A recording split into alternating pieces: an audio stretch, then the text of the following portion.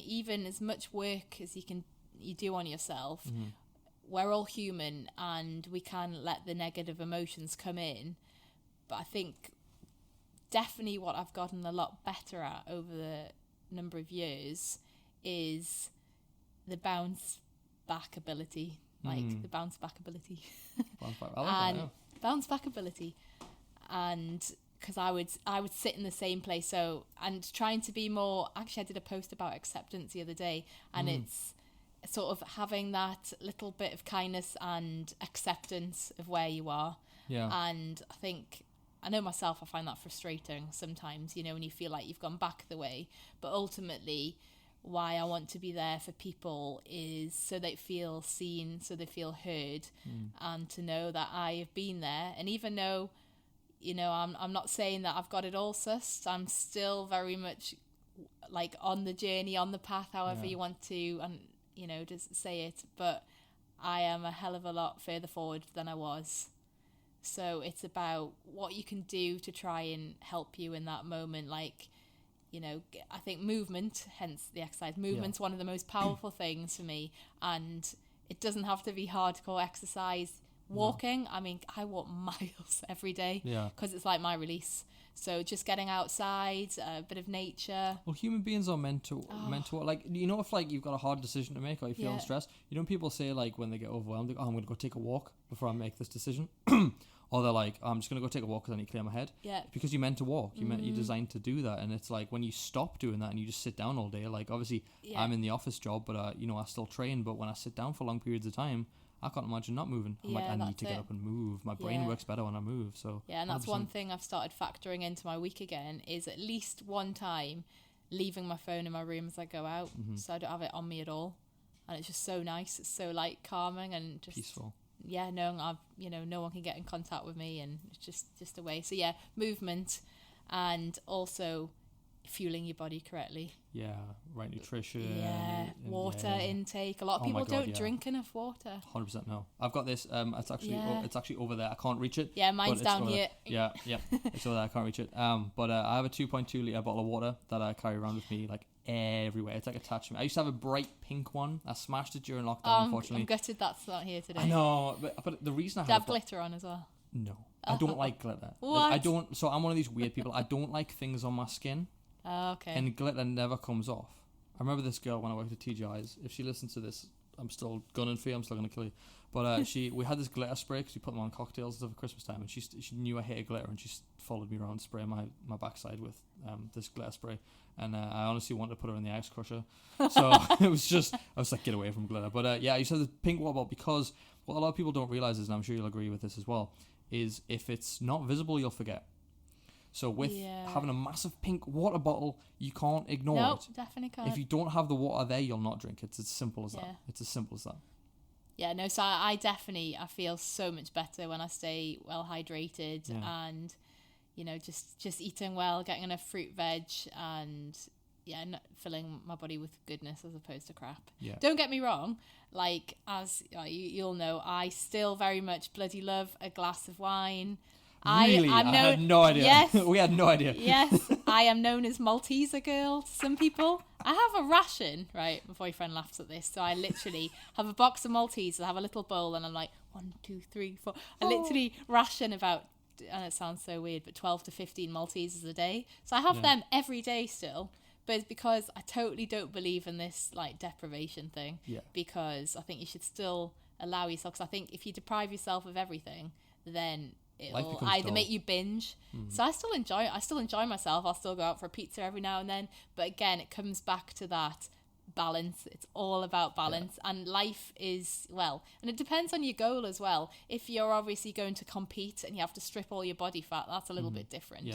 But if you're generally just wanting to sort of maintain and be sort of a healthy sort of it just depends on your goals. Like everyone's different, but one thing there is most people don't have goals, which is why we're in such an obesity epidemic, which is why most people are feeling like shit most of the time, which is why like if you just like eating healthy is not hard.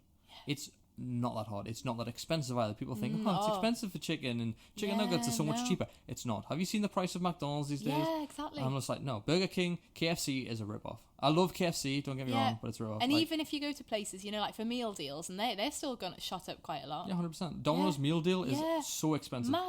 Isn't a large pizza like 25 quid or something? It's honestly ridiculous.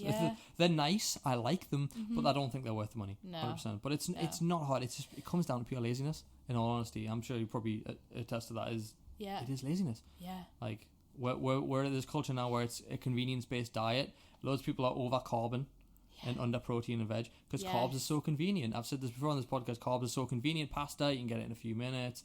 You know, anything you get from McDonald's is carb loaded. Anything like that. So it's just convenience. 100%. 100%.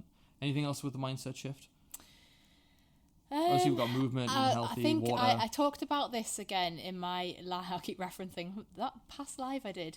And about the acceptance, I ended up going on a tangent, and it was about motivation. And I said, I know, especially talking from experience, what makes me feel better is when I feel like I'm achieving something, even if it's something small.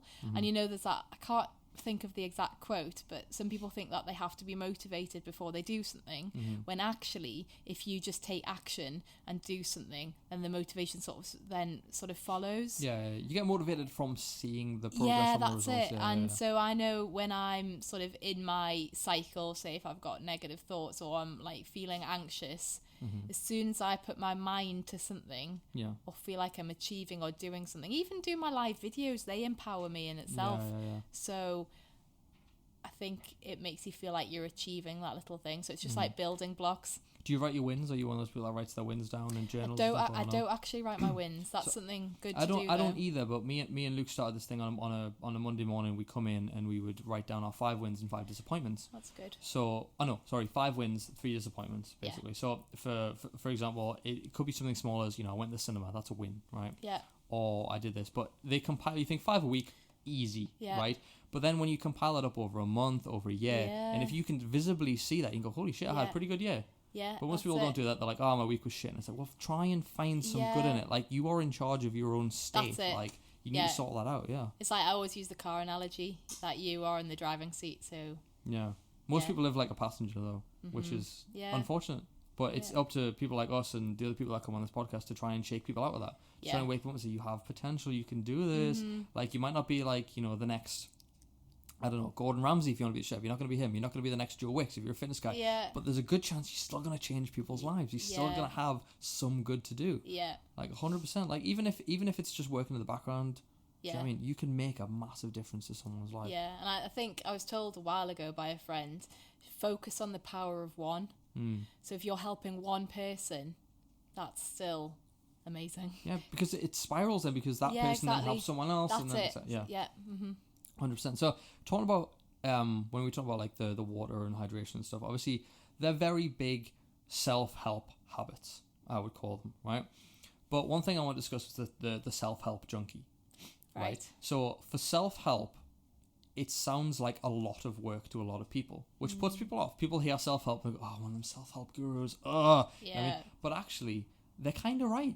Self-help does sound like a lot of work, especially when you've got like ice baths. You know, you got to meditate, you got to do your journaling, you've got to do your affirmations, you got to, like, it sounds like a lot to take on, and your entire life can become self-help. I know this because I did this. Yeah. I became a self-help junkie, and I basically filled my day full of self-help. Yeah. And some things, yes, you've got to stick to because they're good, but if you just fill your day full of self-help stuff, like, your entire day is gone. Your entire day has been ice baths, journaling. Do you know what I mean? It's all gone. So have you fell into that trap yourself by doing too much self-help stuff? Yes, and I had a chat with, I think it was before Christmas, I had a chat with a friend, and we both sort of said, like, I think sometimes you can just do too much. Yeah. And it can make you spiral and go backwards. So I think it all, again, it's just like, people say diets, like one works differently for like everyone. I think it's the same with this as well. There's going to be certain nuggets that work well for one person.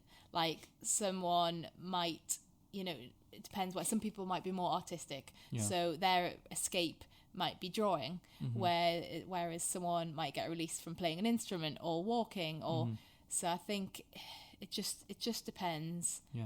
Well, it's funny because I was like, I was big into it, and I used to feel guilty. I went through a phase of, I'm a big gamer, right? I love my Xbox. It is my pride and joy. I love playing games. I have done since I was 6 years old. My mom bought me an Xbox. She bought me Rayman when I was 6 years old, and I loved it. So I've played it ever since. And one thing that happened to me a few years back was I started to feel really guilty for doing anything that I enjoyed, because it wasn't progressing anything. It wasn't self-help related, and I used to I looked at it with such guilt and like, oh, I want to play it, but I should be reading this. I've got a chapter to read in this book, or I could be doing yoga, or I could be lifting weights, and it's not a healthy mindset to be into. Now, not everyone's going to fall into that trap, but it's not a healthy mindset to have. So, like you said, some bits work for everyone. Like if you find yourself feeling miserable, write things down, find some wins, find some good in your day, and move. That could be the two things that you do. Yeah. I think it's try not to overcomplicate it, because if you overcomplicate it, that leads to overwhelm, and I think that's what happens when you try and do too much.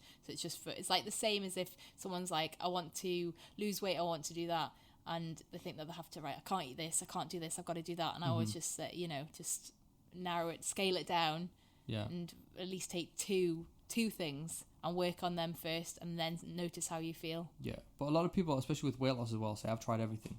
Don't they? They come to you and you go, I've tried everything and I just can't lose weight. So you haven't tried everything. You tried 3 things. Yeah. You tried 3 things and it didn't work. But people, we overcomplicate things now, especially because there's so many, like, I scroll on, me and Luke talked about, we were looking through like a YouTube adverts, like when you go on YouTube and stuff, and there was one for, it was like this undiscovered, or this newly discovered water from the rainforests of somewhere, and it was like, drink it and you'll lose weight, and it was a load of shit, like, you're not just like, this magic water doesn't exist, right? It's like, if you want to lose gold weight, as well? Probably, yeah. It was like made from the tears of children in this outback, you know what I mean? It was something like that. Yeah. But it was like, when you look at stuff like that, it overcomplicates it, and the simple fact of losing weight comes down to, for the most part, calories in versus calories out. Yeah.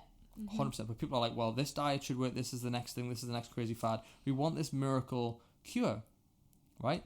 But when you tell people that you're not guaranteed to lose that weight, it's like, oh, well, I'll go and find something that gives me that guarantee. It's almost like we can't see the nuances of how it actually works. Or people want rapid, like, to lose a stone in a few days or something. Yeah. I was talking to a PT the other day, I'm not going to name names, but they were on the phone with a potential client, and they asked, could you guarantee that I'm going to lose this amount of weight or whatever in this and they were like, well, no, because that's not how it works. I can't guarantee you something that you have to do. Yeah. And they were angry. They were mad that this PT couldn't guarantee, and it was like, what the fuck is wrong with you? Like, like, you need to do that work. If you want to guarantee that, you have to do that work. Like, you can lead a horse to water, but you can't make it drink. Yeah, exactly. Right? 100%.